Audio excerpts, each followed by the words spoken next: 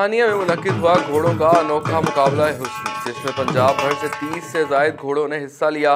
Ramp पर walk करते हुए खूबसूरत घोड़ों की मस्तानी चाल ने जहां शायकीन के दिल जीते, वहीं घोड़ा डांस ने हाजरीन को झूमने पर मजबूर कर दिया।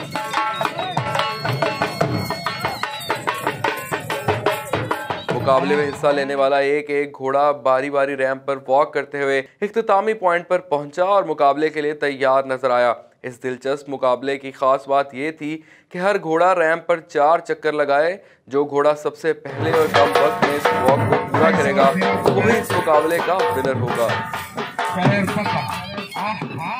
शहरियों का कहना है कि अगर हुकूमत सपोर्ट करे तो ये मुकाबले इंटरनेशनल लेवल पर भी मुनक्किद किए जा सकते हैं, जिससे लोगों को तफरीह के मौके मुयस्सर आएंगे। मुकाबले के इख्तिताम पर जीतने वाले घोड़ों के मालिकान में इनामात भी तकसीम किए गए। घोड़ों का मुकाबला हुस्न पंजाब की कदीम रिवायत है। यही वजह है कि घोड़ा डांस देखने के लिए शायकीन की बड़ी तादाद उसे देखने के लिए उमड़ आती है। चौधरी इशफाक अहमद जट, GM उर्दू, जहानिया।